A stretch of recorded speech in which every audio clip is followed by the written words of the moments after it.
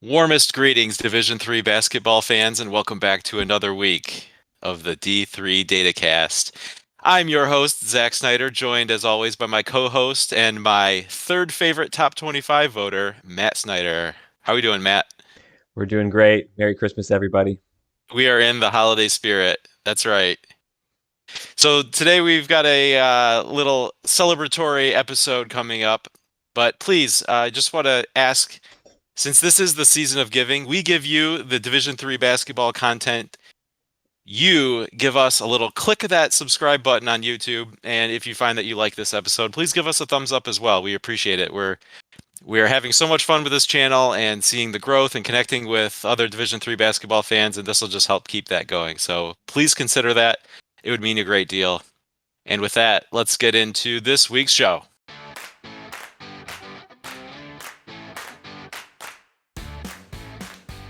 So, Matt, I think that as I'm looking back at last week, the theme for me was really it was a week of upsets, right? So just a quick rundown as we get going here.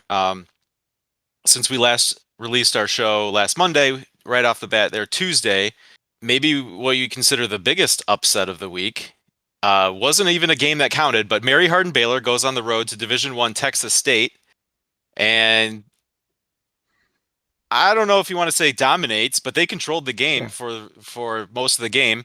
Texas State finally did take a lead, what with like a minute 40 to go. Texas State comes right back. Josiah Johnson takes it right back, and Mary Hardin-Baylor gets the win, 71-65.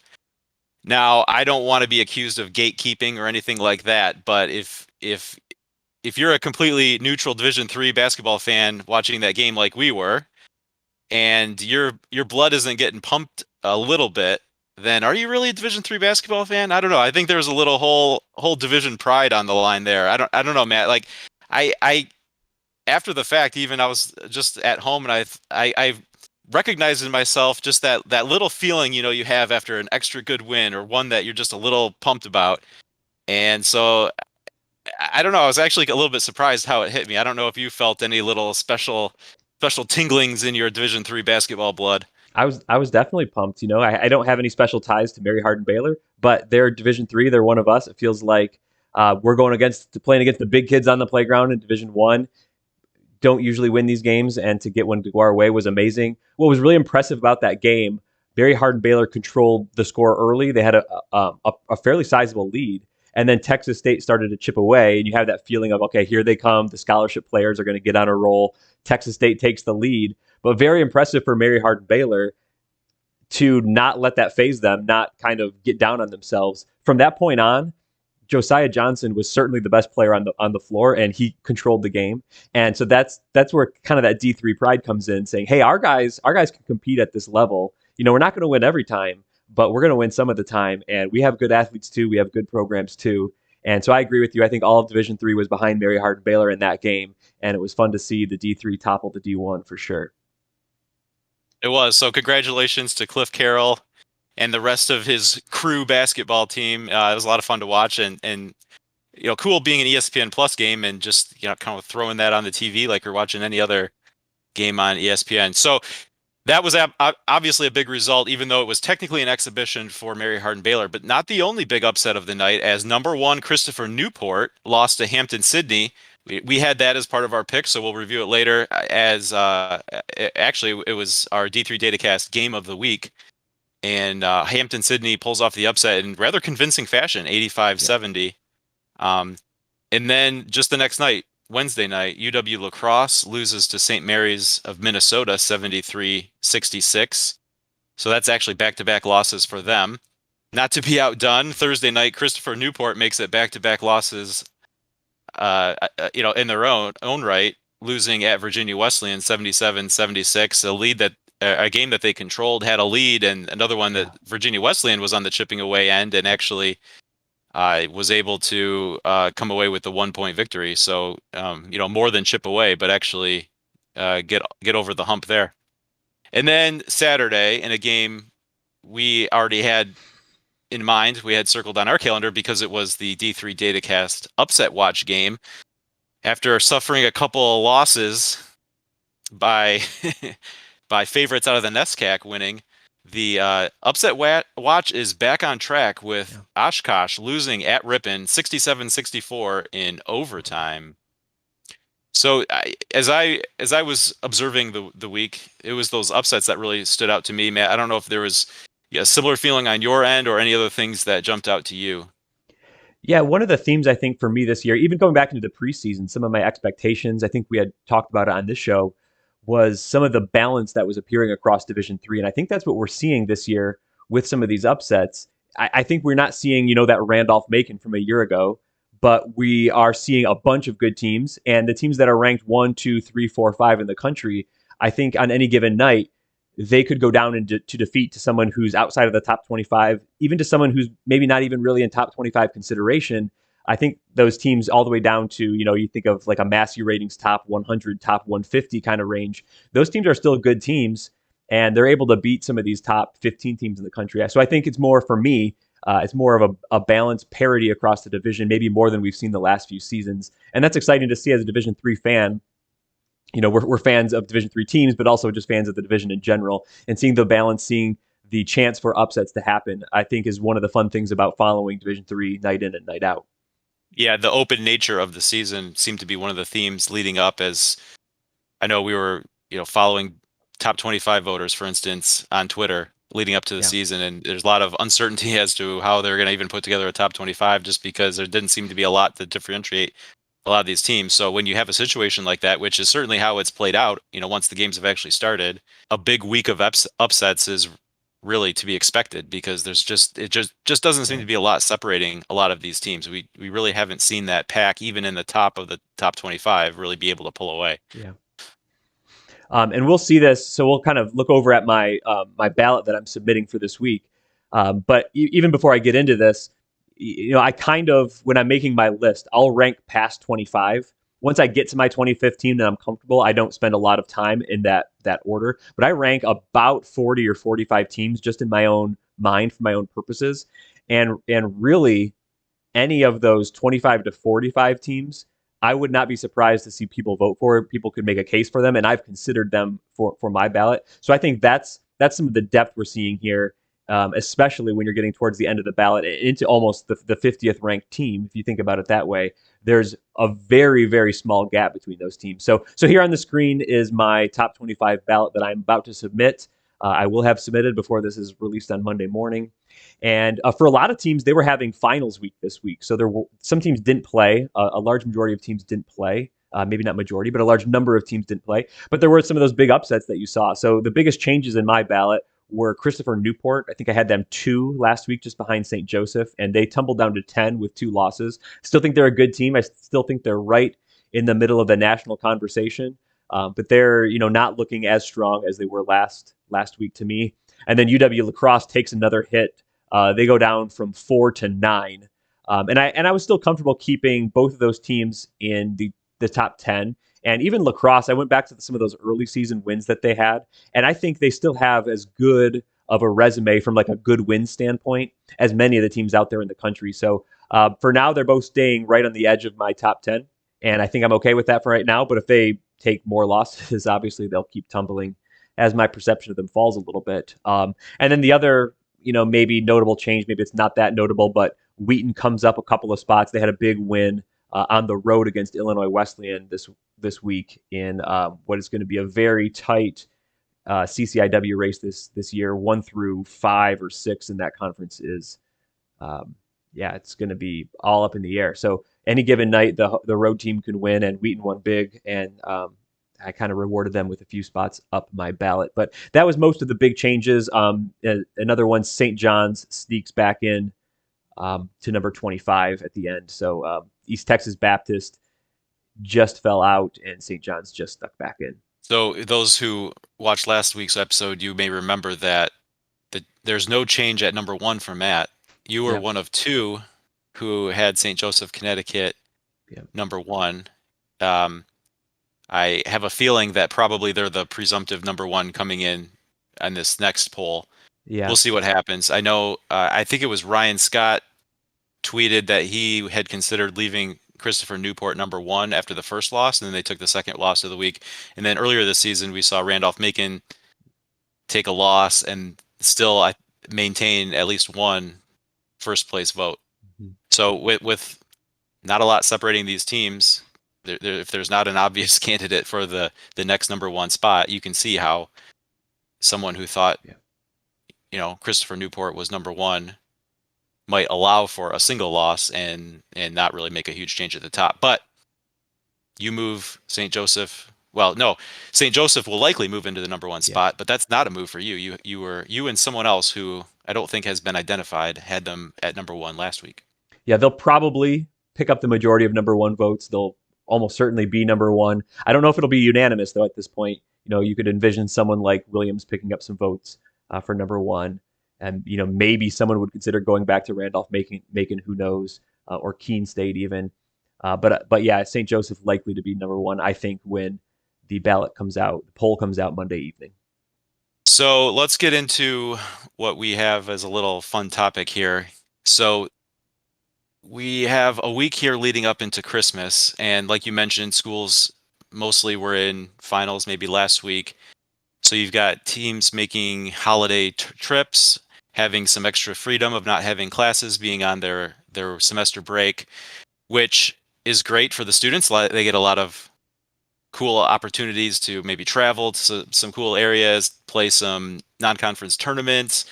But we as fans get to benefit as well, because with these comes a lot of afternoon basketball games. So we thought we'd take a little time to highlight some games that could serve as a little distraction for those of you who do office type work. And I'm certain that this upcoming week may not be the most productive of the calendar for those office warriors. So here's a little. We're going to go through the early part of this week, especially before we get into a break. Once we hit the 23rd through 23rd. 27th, yeah, the 20. It's shut down. There's no games. But starting Monday, December 19. You picked this list based on games that tipped off before a certain time, right? Yeah. So this is anything that tips off before 5 p.m. Okay. So something you Eastern might time. you might catch during the workday, plan your lunch break around, something to that effect. Right. So first off, we've got Barry taking on Roanoke. That's leading off the Music City Classic in Nashville. And as part of that same event, later in the afternoon will be Transylvania and Hampton Sydney. And then down in Florida, the Steve Moore Sunshine Shootout. That's in Winter Park, Florida. Our Calvin Knights finally get back into action after a long break, and they take on Augsburg in the first game. And then that will be capped off with Emerson and Worcester. So a couple matchups in two different events. Going on to the 20th, the Music City Classic event is one where the opponents just flip. It's not going to be a tournament, so it's not a championship consolation game set up. So Transylvania will take on Roanoke. Barry will take on Hampton Sydney. However, in the Steve Moore Sunshine Shootout, that is a tournament setup. So the loser between Calvin and Augsburg will take on the loser between Emerson and Worcester, with the winners pairing off in the 3 p.m. game. So those are set up as 1 p.m., 3 p.m. games. Yeah, So over in Nashville, Roanoke and Hampton Sydney both being in the ODAC probably don't want to get a right, game against each other, so they're going to schedule those games out. Yep. exactly. All right, going to afternoon basketball games on the 21st. Geneva takes on Trinity, Texas at the Leslie Robinson Christmas Classic. That's actually hosted by Trinity, so not actually a neutral court game.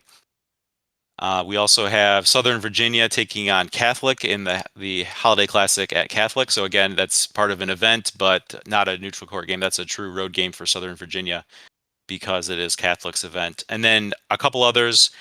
Just to round out the viewing options, Blackburn plays a game at Loris, and then Ripon, who was our upset watch champion last week, is there. They have a couple games down in Texas scheduled. It looks like they are just scheduled a couple games for themselves as opposed to it being part of a tournament or some sort of event down there. And on the 21st, they will be taking on University of Dallas. And then December 22nd, just one game to point out here. Again, another game in the Leslie Robinson Christmas Classic hosted by Trinity. UW Stevens Point will be down there taking part. And that's another suggested watch from us. And you see just one game that we're highlighting here because this is when things really start to tail off. I believe there's just one game then, the 23rd, which is a D3, D1 exhibition between Kane takes on Princeton. And that's it for the D3 calendar on the 23rd. And then the entire division is off through the 27th with games resuming on the 28th. So not an exhaustive list of all the games of the week, certainly, but wanted to just give an interesting little subset for anything that's tipping off prior to 5 p.m. Eastern time. Just, if you are counting down the minutes in the office, need something to keep your attention for a little bit or divert your attention, however the case may be. Maybe you're a school teacher and you're already on holiday break, Correct. Yeah. So just some options there to break outside of the normal evening basketball viewing that I'm sure everyone has a part of their normal routine this time of year. Yeah, this is the time of year where I get thrown off because all of a sudden I check Twitter in the middle of the workday or I go to d3hoops.com and there's scores already happening and I forgot that there was games. So this is your warning that there are games in the middle of the day and you should be watching them because you are a great Division III fan. Or at least following the score. You don't have to watch every game, but you want to know the score. You want to know if Trinity and Stevens Point are getting down to the wire. That's going to be a good game. Yep, and this is also kind of the tail end of the non-conference season, right? So this is the last time we might see these games between regions that we are not that we don't get during conference play. Yeah, this week and then it's always it's always fun to see the kind of matchups that we don't usually see. Mm-hmm. Yeah, this is our last chance. Right before kind of the teams take off for Christmas and right after and between Christmas and New Year's, last hurrah for these cross-regional matchups. From here on out, it's almost exclusively conference play. Not 100% exclusively conference play, but it's pretty close. And usually if it's non-conference, it's at least regional, right? Right. We might get a Wash U, Illinois Wesleyan in January, something like that. But teams are staying closer to home. All right, should we look at last week's picks? Let's look at last week's picks. We're going to see a lot of green for the old M here. First game was Mitchell -5 at Springfield. They won that game by 13. I get that one. We both had Chicago plus the 6 at Illinois Tech. Chicago actually won that by 3, so we both get that one. Rose Holman was 5-point underdogs to Hanover. Hanover won that game by 12. We both picked that one up. Hope was at Wittenberg. They were 2.5-point favorites. They won that game by 11, I believe it says. So we both get that one. And then the game of the week was the big upset. Hampton Sydney at Christopher Newport. Hampton City was getting 8. You thought that wasn't large enough, but hey, they won that game by 15.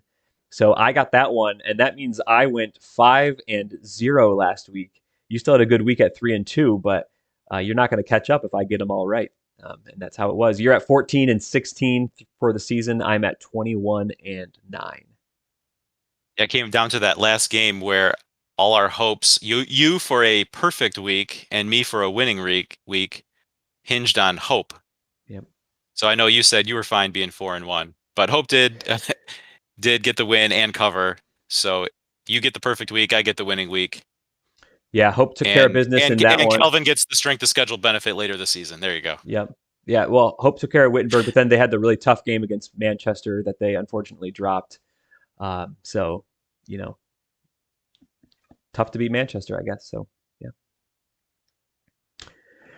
Looking ahead at this week's picks, there were, like we said, kind of fewer games this week, but here is the slate for December 19 through 25.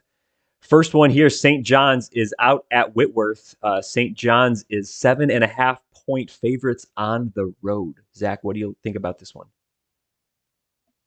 I remember back in week 1, Whitworth was getting a certain kind of in the same neighborhood number of points when they played at Mount Union. I took the points in that one, but that was an easy cover for Mount Union. But still, this is a different situation here. Whitworth at home, the 7.5 looks like it's too big to me. I'm going to go with Whitworth. Yeah, that makes sense to me. I will also go with Whitworth. You know, St. John's doesn't have as far to travel to Whitworth as some do, but it's still pretty far from Minnesota up to Washington. And traveling all that way and having to cover 7.5 points, I'm doubtful that's going to happen. So I'll go Whitworth as well. The next game here is Scranton. This is a neutral site game, but they are getting 9.5 against Washington. And sorry, they are giving 9.5 against Washington and Lee. So Scranton, the 9.5 point favorite. Zach, what's your pick here? Another one where I just wasn't comfortable laying the 9.5. I think Washington and Lee is one of the more underrated teams in the ODAC. I think they'll be in that middle tier, kind of trying to push into the first tier or two. Um, just too big of a number for me. I will take Washington and Lee. Yeah, I was very nervous about this number, but I am going to go with Scranton. I'm going to say Scranton with a double-digit win here. I think this is going to be their opportunity to show that they belong in this top 25 conversation. They've been getting a few votes.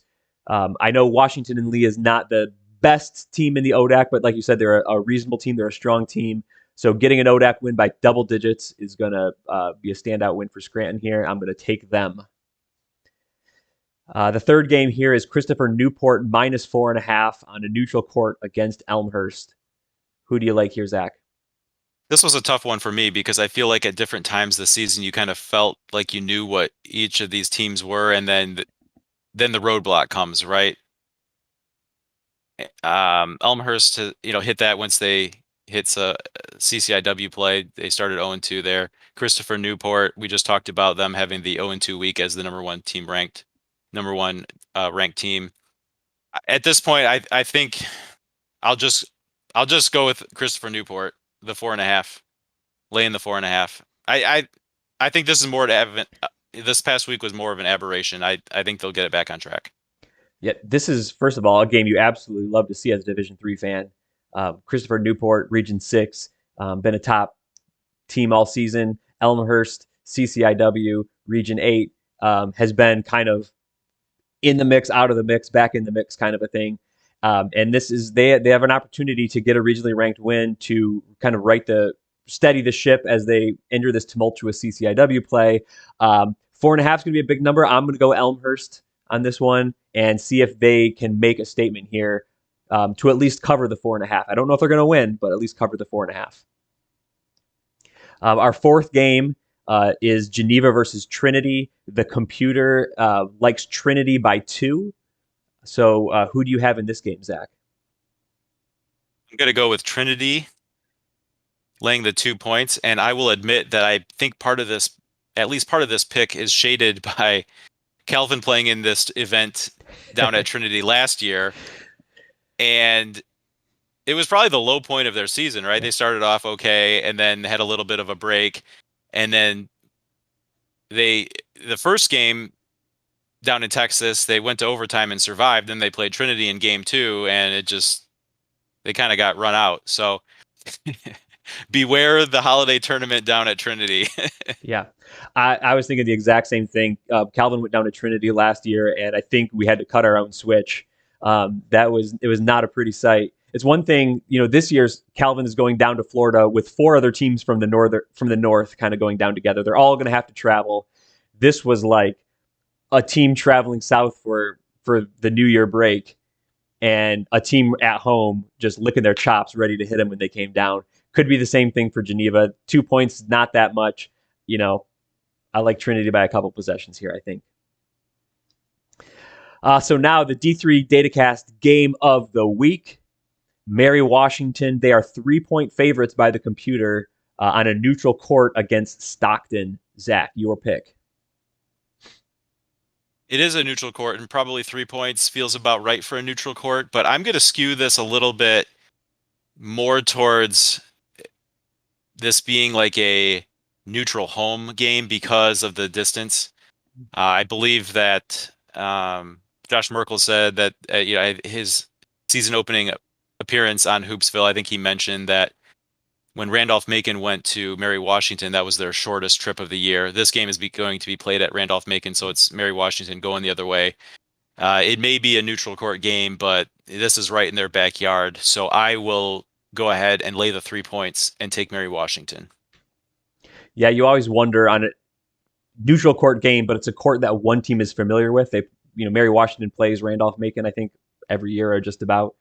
Stockton is not used to that, so maybe it does skew for Mary Washington. I was going to pick Mary Washington anyway. I think they're in my top 25 mix.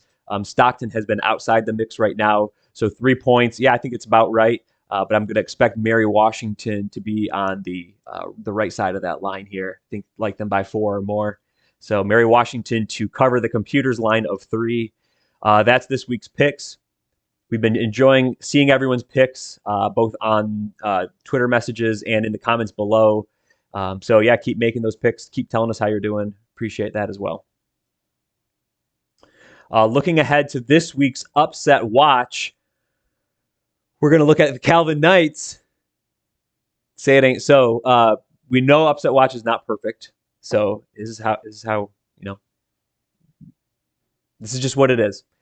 So Calvin's scheduled game this week is against Augsburg on Monday the 19th. That game is not so much on upset watch for me. Anything can happen. Don't sleep on Augsburg. Let's just win that game, okay? But it's more the 20th that I'm thinking of here. Win or lose, Calvin's going to play either Worcester or Emerson, right? The winners will match up and the losers will match up. The Worcester or Emerson meeting looks very tight by my computer.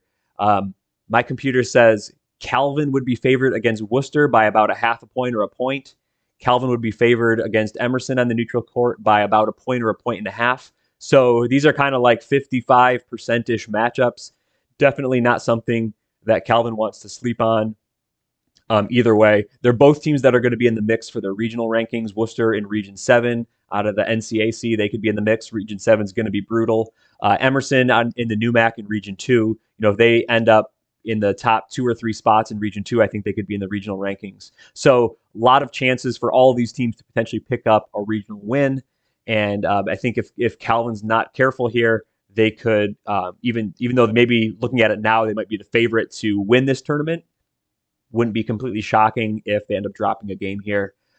Some tight matchups. So let's just go down. Let's just take care of it. Let's win. Let's come back home and hit MIAA play on a high. And let's just forget this slide ever came up. How does that sound? Like we talked about earlier, I think we're still scarred from holiday tournament last year. And it'll be interesting to see what they look like back out on the court, because it's been over 2 weeks now that they've actually played a game. So it's been since the Wheaton game. Yeah. Right. So maybe there'll be some rust to knock off. These trips, they're kind of like, I don't want to say they're half vacation, half business trip, but they get down that they're down in Florida enjoying some nice weather, as they should. Mm-hmm.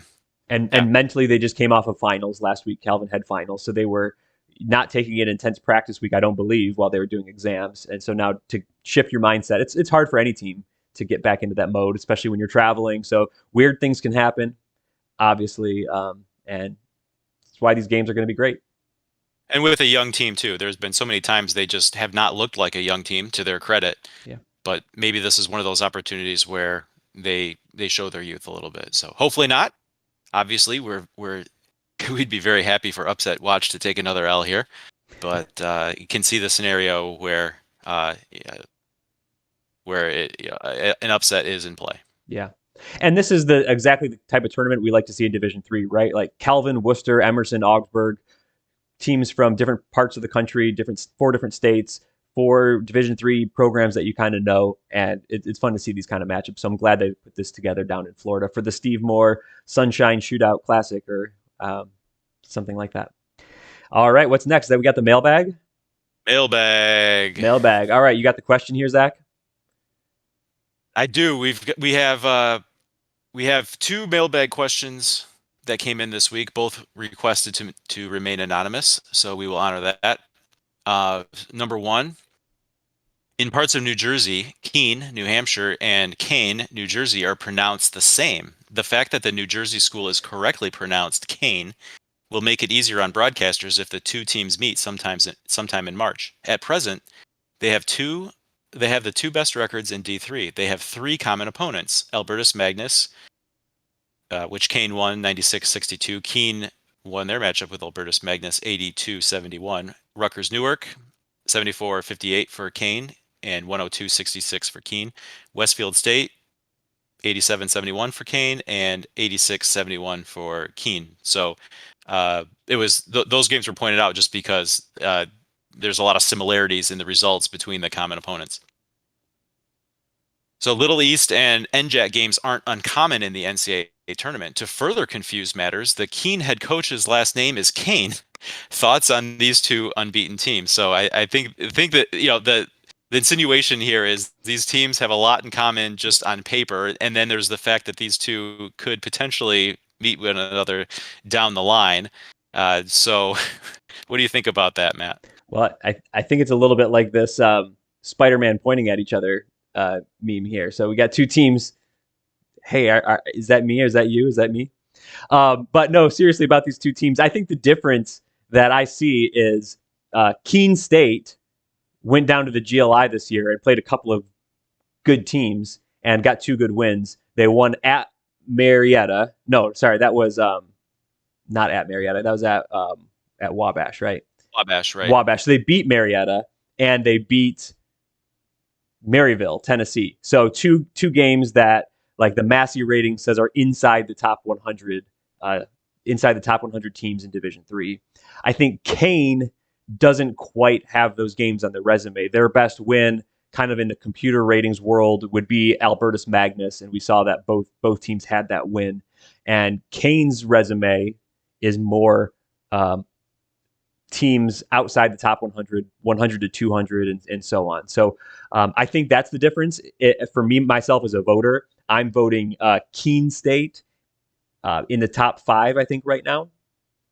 And I'm watching Kane. They're not in my top 20, but I mentioned I do kind of a loose ranking. I had them about number 30 in my watch list, right? So it's pretty fluid down there. It's not a set spot, but so kind of the difference between the top 5 and 30 is I would like to see you win a few games against some teams of national renown to a higher degree than you currently have. So I agree that there's a lot of big similarities, but that's why I would see Keene State above Kane right now. Right. So the lesson is, if you want to differentiate yourself, call Ryan Whitnable and get in the GLI. Yep. You'll get good games, and your Keene will look different from your Kane. Yep. There you go. So you mentioned the pronunciation. So whenever I'm not sure of a pronunciation, I like to try to find a video where I can hear either the person say it or someone who theoretically who is a professional broadcaster and has done the research, or has a pronunciation sheet. But anyway, so this would be an opportunity to point out that Ryan Kane, head coach at Keene State, was a recent guest with our friend Bob Quillman on the QCast. That is season 3, episode 11, for anyone who wants to go try to find that on the QCast. And very clearly, Keene is Keene. So regardless of how they may be pronounced the same in parts of New Jersey, Keene is Keene. We will allow Kane being Kane because that's how they say it. Plus, there's a whole like I don't know how it fits together. I know there's a whole like Philly accent that's kind of weird. I don't know if that extends into New Jersey and Maryland and whatever. I'm not an expert on that. And besides, everyone knows that the best accent is the Australian accent anyway. And those of us in the Midwest have no accent at all. I think Other than that, I think they can tell we're from Michigan. Yeah. Other than that, I'm not an expert on the way people talk or dialects or anything like that. But anyway, so we mentioned Ryan Kane. Just to be clear, this is the Keene State Ryan Kane, because to further complicate matters, the head coach at Ripon is also Ryan Kane, although he is Kane, and both Ryan Kanes are on their respective regional advisory committees. However, the Ripon Ryan Kane is the only one who is also on the national committee. So somehow at the national committee level, they got lucky and they don't have to deal with two Ryan Kanes on the same conference call. So I'm not sure how they would deal with that, but hey, while we're talking similarities, well, I thought I'd throw that one out there too. So just to recap, Ryan Kane coaches Keene, which is similar in schedule but not quite the same as Kane. But the Ryan Kane that doesn't coach Keene is on the regional committee and the national committee, and the Ryan Kane that coaches Keene is on the regional committee but not the national committee.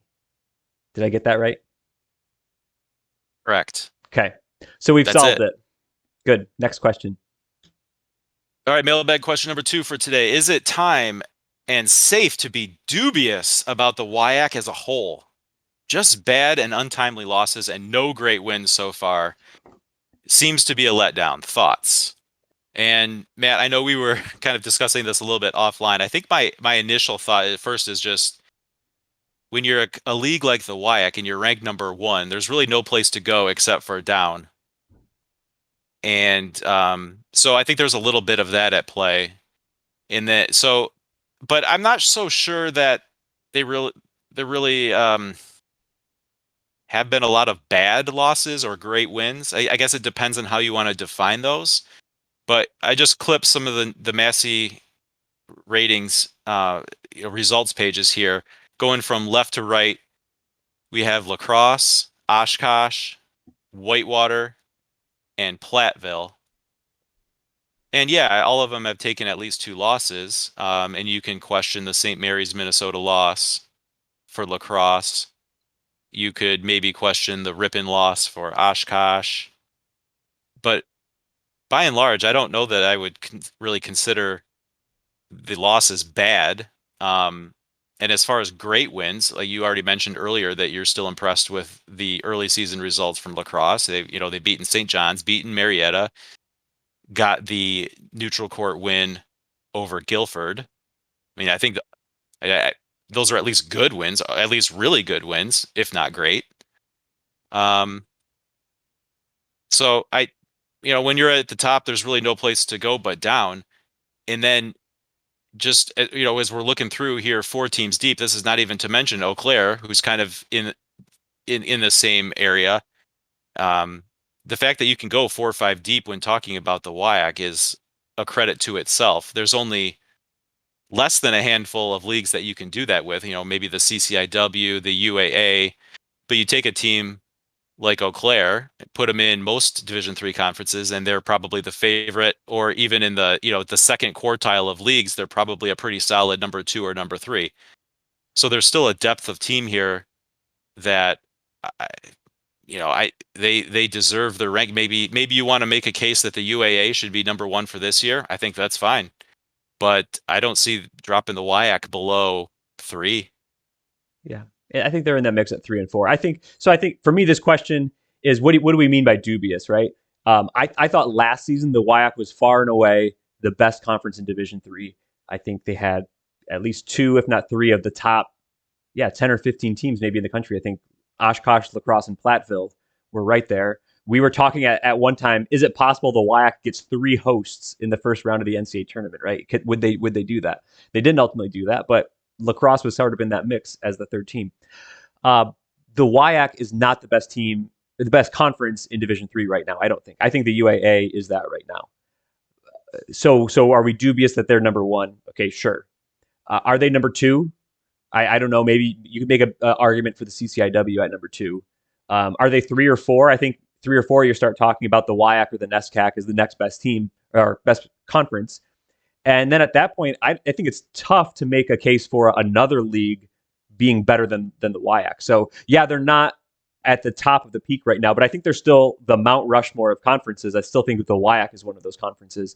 And what stands out to me here is, yeah, you could say there's maybe some lack of top 25 wins, maybe in the Massey. They have St. John's, and maybe that's it from what I'm from seeing. Heidelberg at 24. Oh yeah, Guilford at 19. So there's a few, but there's very few bad losses. The fact, like you said, you go 4 deep and you see St. Mary's at 148, and that's the worst loss on the board. I think that's notable. But also, there's a bunch of other games in the top 100 that are also on the schedule, and a lot of those are wins. And to go again 4 teams deep in a conference and have that tough of a schedule and that number of wins, I think is also impressive. So I think if we're looking at difficulty of schedule to date, I think it's the CCIW and the WIAC that are probably 1 and 2. I think they've had a tougher schedule than the UAA at this point. The UAA schedule is going to come when they play each other. They've had an impressive record out of conference, but they haven't scheduled as tough as some of these kind of more Midwestern conferences have, like the CCIW and the WIAC. So I think they're scheduling as difficult as anyone out there, and they're going to take some losses. And yeah, they're not as strong as they were a season ago. So if we're dubious that they're maybe number 1 or 2, sure. Are they 3 or 4? I think definitely. I think you'd even make them a case at number 2, but I don't think they're any lower than 4. So a top 4 conference in Division 3. They don't reign supreme. I would definitely agree with Zach that that's the UAA this season, at least at this point. So if that's what we're dubious about, yes. If we're dubious that they're a good conference, I think I'm not ready to do that at this point. Yeah, and you mentioned like a Whitewater win over Heidelberg. Maybe that didn't really raise any eyebrows when it happened. That was second game of the season for Whitewater, but kind of as the season's played out here, Heidelberg knocks off Mount Union. In hindsight, that game probably looks better than it did at the time. So maybe it's out of sight, out of mind at this point. They didn't get the proper credit for it. Looking back, they deserve more credit than they got. So yeah, maybe you'd like to see some more wins in some of these games that they've taken loss. Thinking about Oshkosh playing at Calvin, La Crosse drop into Trine. A couple losses in the conference to Ripon. Yeah. But again, we're getting nitpicky here, going 4 teams deep with what is still clearly one of the best conferences in Division 3.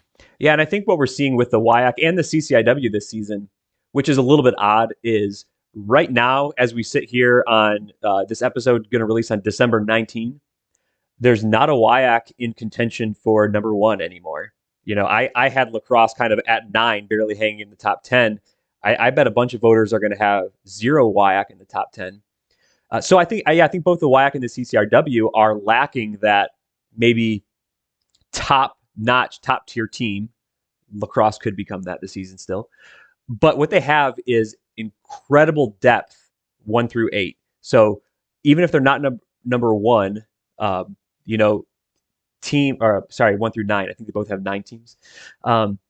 They have a bunch of quality one after each other, and the entire league is just about inside of that Massey top 100. Maybe not exactly. I think maybe UW Stout was just on the other side of that, and in the CCIW, I think maybe Milliken is just inside that, and maybe Carroll's outside of it. But really, most of the league is in the top quarter of Division 3. And that's one of the big things that separates these elite conferences from the pack, is that there's really no bad teams. There's no off weeks. You get a league that's good.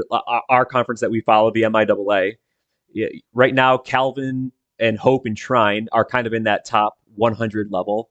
But then after that, there's a gap in quality where the teams start to fall between 100 and 200, and maybe a few even on the other side of 200.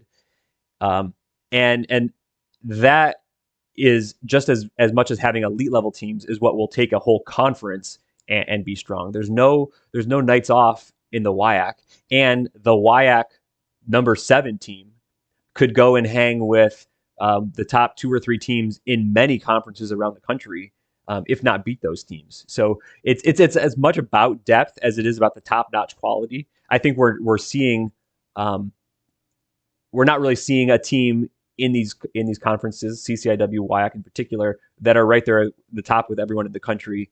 But we're still seeing the depth. We're still seeing the balance in these countries, in these conferences, and that's what's still making them to be buoyed in these top kind of 4 or 5 leagues across the country. Absolutely. I think we're on the same page there. So I know both those came in anonymous, but we want to thank those people who submitted them. The mailbag's been a lot of fun. I think it's been a little bit of a pleasant surprise for us. I don't know that we knew what to expect, or actually how much fun it would be. So it's been great. Hopefully people enjoy listening to it, and keep sending those questions in. If you want to leave a comment on this video, you can do so. Mark it as a mailbag question, and we can pick that up in a future episode. We're also available to take mailbag questions on Twitter at D3Datacast, or you can also find us on Facebook, facebook.com/D3Datacast. And Yeah, if you want to send that by direct message to us on Twitter, you can let us know if it's okay to give you credit for the question, or if you would prefer to remain anonymous if it's a little spicier, like a couple of these we've had recently. So yeah, through messages or through Twitter, through YouTube. Some of those have become fun. They've been a little bit of like back and forth of someone asking a question, we respond to it, and then oh yeah, but what about this? What about this? That's been fun. Like you said, it's been a pleasant surprise. I thought it was going to be mom and dad saying great episodes, honeys. But it's been bigger than that, so that's been good. We do have the support of mom and dad for any of those that are worried about that, but we also have support of others across Division Three, and that's been fun to see as well. definitely. So hopefully you've gotten used to us releasing an episode every Monday with the changes we've noted in the Division Three basketball schedule, and then also with our own personal holiday plans. We will have a little bit of a different schedule next week. Instead of releasing an episode on Monday, just in time for to be a couple more days of no more games. We're going to hold that off until probably Tuesday or Wednesday, and we plan to cover then that half week and then also that first week of January, so that we're not spending our New Year's Day working on an episode. So hopefully you'll give us a little bit of grace there as we kind of try to mash a week and a half into one. But then back on January 9th, we'll be back at our regular schedule throughout conference play, conference tournament play, and the NCAA tournament. So looking forward to it. Merry Christmas, everyone. Happy Hanukkah. Good job, team.